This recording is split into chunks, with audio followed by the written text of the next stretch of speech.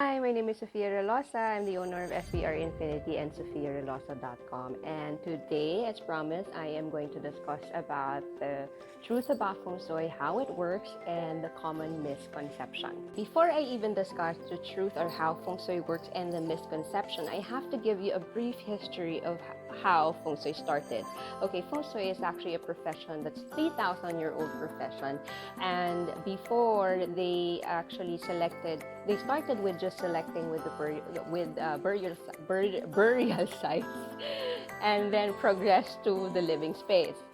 And then actually back then, before this was actually spread out to the entire world, this was actually a secret that was kept for the royalties because they wanted to protect the kingdom by making sure that Feng Shui is not known or accessible by the layman.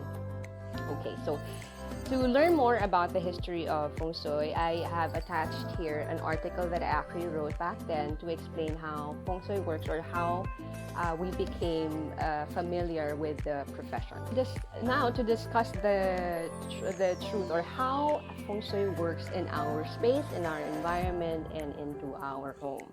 Okay, the first thing that you have to remember that Feng Shui is all about the external environment, meaning the natural environment. As a matter of fact, the key that we are actually accepting right now is coming from the mountain.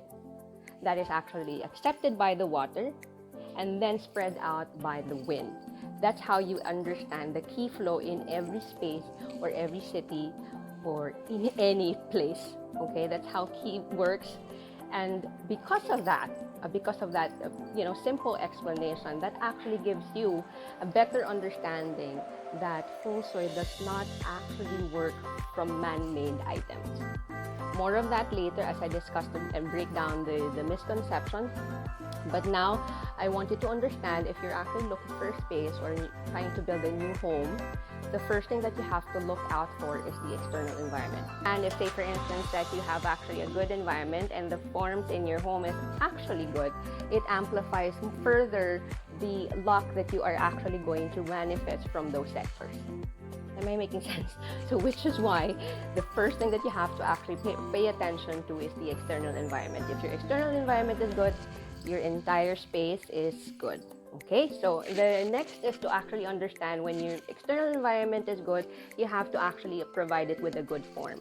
And providing it with a good form, the effect is manifested in enormously. Okay, so there, just to briefly explain how Feng Shui works. But later on in the next video, I'll be able to quantify, but to clarify breaking down the layers, because Feng Shui is all about layers. Okay, so I'll be able to explain clearly the layers in the next video. In the meantime, try to pretend that you got what I actually explained. Now, I'm going to talk about the common misconceptions about Feng Shui. Okay, before I even go further in discussing the Feng Shui charms, I'd like you to watch this video. This is actually a video of mine that actually talks about my own experiences as to Feng Shui charm.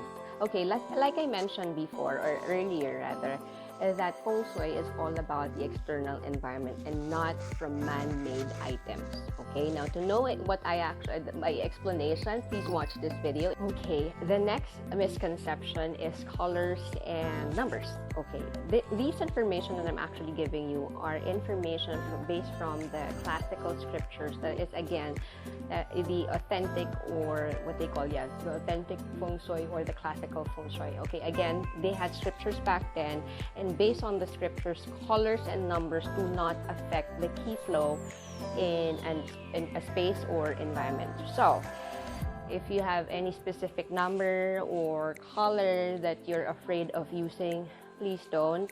Do not be afraid of using any number or any color. Now, if say, for instance, there are certain numbers or color that gives you this positive energy, by all means, use it. But please do not relate it to Feng Shui, because it's not part of Feng Shui.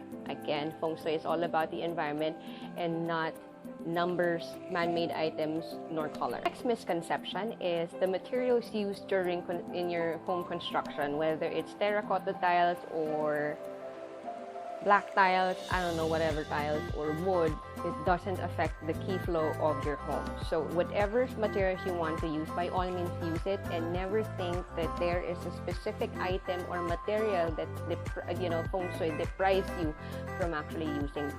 Actually, Feng Shui doesn't give a shit about the materials you use. So whatever materials you use, by all means use it. Okay? Next, about the misconceptions is people think that Feng Shui is all about the interior design. No, it's not. The interior design is actually being done because you would want to accept the key flow freely. The point about Feng Shui is to make sure that the key flow flows properly without any obstruction in your home. So the interior design is that the purpose of interior designing is to actually allow the key flow to flow freely within your space. Okay, making sure that every nook and cranny in your home is actually accepting the key flow properly. Okay, so that's it. It's not because of, how your home design, carpet or whatever and whatnot.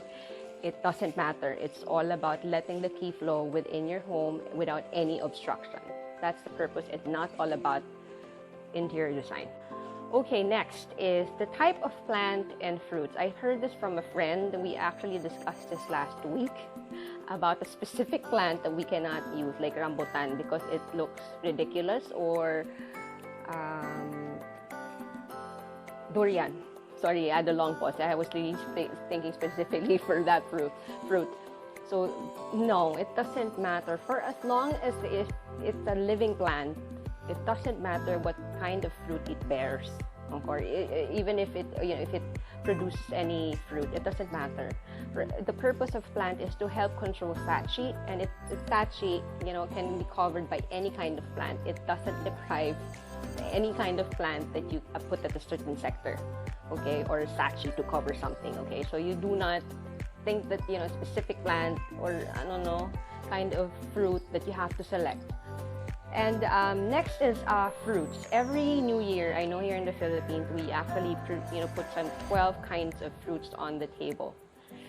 That's superstition. That's not Feng Shui. Okay, it's not about the kinds of fruit that you put on the table, or the fruit that you should eat, or the kind of fish that you have to eat. It doesn't matter. It's not about that. Feng Shui is not about that. Again, it's all about based on the environment, allowing the key flow to flow freely in your space.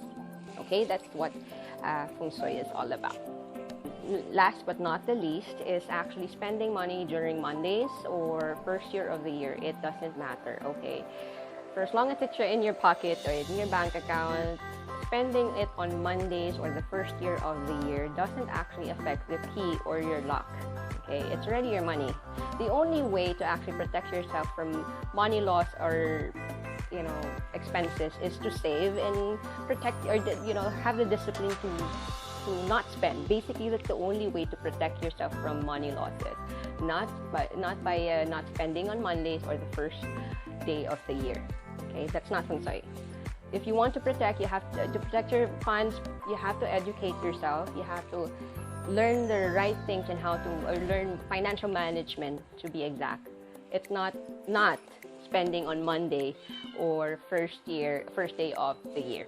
I hope that this video actually clarifies the misconceptions, but if there are things that you would like to clarify or questions that you would like me to give clarifications in terms of Feng Shui, please send me a DM or send a message or post a comment, and I will explain that to you in the next video. And if you did enjoy this video, please make a like or press the like this video, so I make sure that in the next video I'll produce same kinds that are much more informative to rid of the misconceptions in terms of Feng Shui. Okay, and I hope that again you learned something today, and next week I am going to discuss about the basic Feng Shui for the main door. Okay, so I hope I see you in my next video, and if you want to further learn more about Feng Shui or the classical Feng Shui, please watch this video, and it's going to explain to you the basics and in terms of understanding the classical or the authentic kind of Feng Shui. Thank you so much for watching. Bye!